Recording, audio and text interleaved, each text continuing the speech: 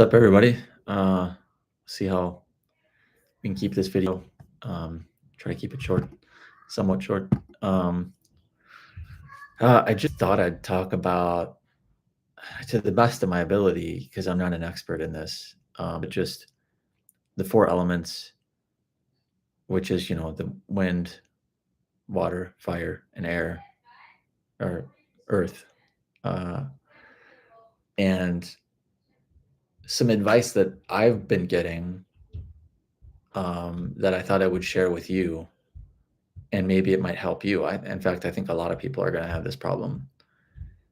And that problem is learning how to have fun again, how to have a passion for something. My wife, for instance, doesn't really have a passion for anything. Like, her passion is shopping, I guess, something like that. She likes to go shopping, but I'm like, that's not sustainable. Thankfully for me and my wallet, I guess she likes to shop at like Goodwill and the thrift stores and stuff like that, which is great. But at the same time, it's like, how much stuff can you pack the house with? How much stuff can we fit in our house realistically? And I tried telling her this. I'm like, how about for everything you buy, you got to get rid of something. Right now we've got a garage full of stuff, and I'm like, we got to go through that and get rid of a lot of stuff. I have some like prepper materials in there just for if the worst case scenario happens, or something like that, that we have supplies. But I mean, she's got a lot of junk that's not like functional, that we just don't really need. And when I've talked to her about it, she's always got an excuse to keep something. It's like, oh, let's make a patio in the garage. I'll set up some chairs and a table. And it's like, I'm never going to sit in the garage like that. I should go watching. I'll go walking in nature or sit in the backyard. We got a deck on the back of our house, and just go sit on there. Like, why do I want to sit in the garage? Anyways, where was I going with this?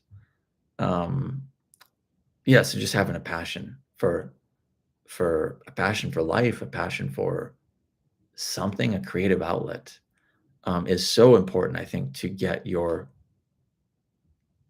the fire energy, the passion going within yourself, igniting that flame within you. And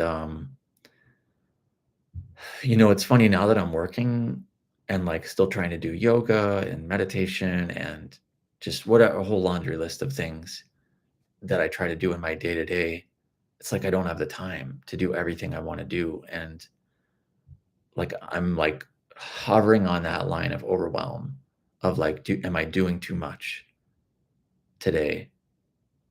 Today I try to hang out with the kids, and oh my God, like, I don't know if it's me, but it was just overwhelming. The kids with their personalities already, like, this 3D existence is so hard. I've just been thinking about that today. Like, raising kids in a 3D existence is like a nightmare in a way for me. For my wife, she loves it. That's part of her passion, I guess, is taking care of the kids. But even then, I try to get her to like have the kids help. Our oldest are 3 and 4, so they're still pretty young, but they're at the ripe age of like, this is when you need to teach them how to do stuff, and they want to learn. We have our youngest baby, who he's almost a year now, but they want to help change his diaper, they want to help feed him. And my wife's like, I don't have the time. I'm like, yeah, it might take time in the beginning, but you got to teach them how to do this stuff so they can help out. We need the help.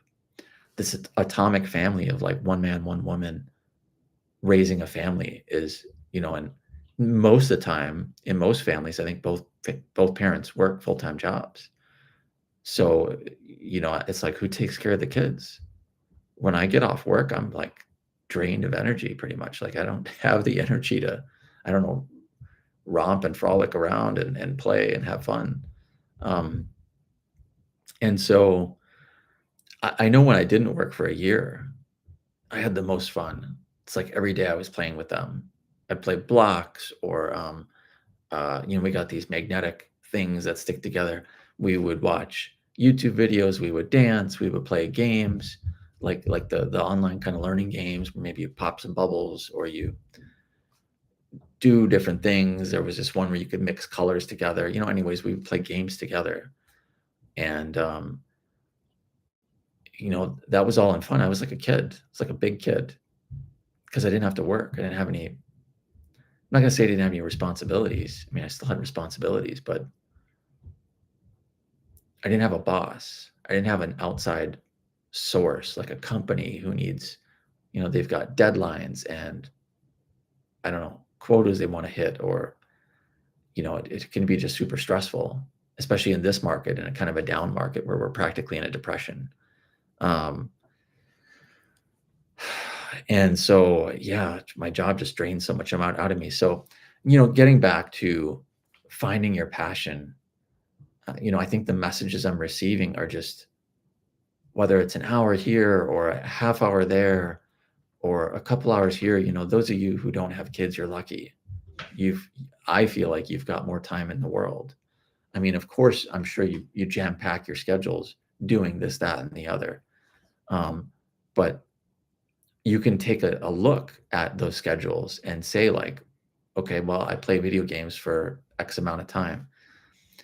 I mean, if that's your passion, that's great. But like, it also can be like kind of a time suck where you could be doing something better with that time. I'm just saying, for instance, whatever it is, because whether you have kids, whether you don't have kids, whether you do this or that, we always keep our schedules full for the most part. I think most people do. I don't think there's like, even if it's just watching TV. Well, I get home and I crack a beer and I watch TV for. I don't think the people watching this channel are saying that, or that's not my demographic, I'm sure, but yeah, so just finding that time, whether, and I think a key hint for that is like, what did you like to do when you were younger? What were your dreams, your ambitions? For me, I wanted to play an instrument, but my parents couldn't afford it or whatever. I never ended up playing an instrument till I was 25. Um, and so then I started playing piano, and now I'm playing guitar recently. Um, I enjoy it. I have fun with it. Um, for a certain period of my life, I was very passionate about music and wanted to be a musician and be a, I don't know, full-time musician or create my own music and stuff like that. And I did, but I mean, it's such a hard industry to break into.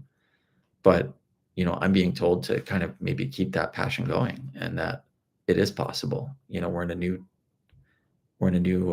age, a new time frame. There's different things that are happening in the world where, it's not that I want to be super famous, but if I can make a living off of creating music, I would love that. Um, so anyways, just finding that passion, whatever it is. If you like to play sports, for some people as they get older, it's kind of harder to play sports, right? You might like injure yourself more easily. It really depends on how well you've taken care of your body. And I feel like because I've been doing the yoga and stuff, that I've been able to take care of my body pretty good. But like I was playing basketball, this is like a few weeks or a month ago even, and I almost twisted my ankle. And it's like I had fun, and I probably need to tie my shoelaces tighter. But I mean, anything could happen. Even if my shoelaces were tight, I can step on somebody else's foot and twist my ankle, or step on something the wrong way. There's been times where I've jumped up for the ball and I come back down and I land on somebody else, and that I can injure myself that way. So sports might not be for everybody, depending on what stage of their life that they're in. Because if I had injured myself that day, I wouldn't be able to even practice yoga. I'm not going to be able to do half the things I can do now if I'm like hopping around on one leg or something like that. So, sports might not be it. Painting, music, those are sports. Those are passions you could have that you're not going to get injured in. There's so many things, but I just can't emphasize it enough to find that passion, because that's going to ignite the fire within. And I had read this book on the Hawthorns. I can't remember what the name of it is. Tom Kenyon is the author. Um, And it was a really good book, but in the book, they said that you needed all of your elements to rise equally. And in some cases, your passion might even ignite. It might be the Kickstarter that kind of jumpstarts everything. And so, yeah, that was kind of my message for today, was just find that passion. You have no idea how important it is for you to find that passion, what lights you up, especially if you're depressed or having a hard time. It's even more important to find that thing that you love to do. If it's walking in nature, whatever it is. I met a guy walking. I was walking in nature kind of behind my house, and he was like in the creek, finding agates or like, really beautiful stones. And I was like, man, that guy's, doing it. He's older, he's got kids and stuff. But I mean, he was doing it. I never met the guy before, but when I look back, I'm like, he's doing what he loves, and bless him for that. Even if nothing ever comes of the music and stuff that I'm making, I still love to do it. I love the creation aspect of it, like creating something new, maybe that nobody's heard, or a different take on maybe a particular genre or something like that. Like I've never, I don't know the kind of music that I guess electronic music would be the genre that you would call what I do. But, I thought about, well, what if I got into like binaural beats or meditation music, and could I do something different with it that might, I did this activation thing with, what is her name? If I can remember the name, Alunya Noel. She's got a YouTube channel, and I did an activation there. I think it was a free one on the channel, and the music was incredible. They had like the theme for the Dreaming movie. I can't remember. I'm like drawing blanks at all the names today. I guess it's not important. But really cool music. I was like, wow, they kind of like took this to a different level. And that was kind of inspiring. And they were just putting music together, but the fact they were doing it kind of during a meditation activation, I'd never seen that or heard anything like it. So yeah, anyways, I thought that was really cool. It was very emotive music, I think, to try to get you to feel something. I think there might have been some tribal elements, some drums in there at one point, kind of all over the place, but it was a journey. So, I mean, yeah, whatever your passion is, I can't emphasize it enough. If you're trying to increase your spiritual abilities, or like just, I think even just trying to be happy, I think it's so important to have that in your life, something that you enjoy to do, and then doing that at least semi-regularly. It's kind of a stress relief, or a release of all this pent-up energy that you can kind of accumulate on a daily basis. So yeah, see if there's anything else I wanted to talk about. I think that's all for today.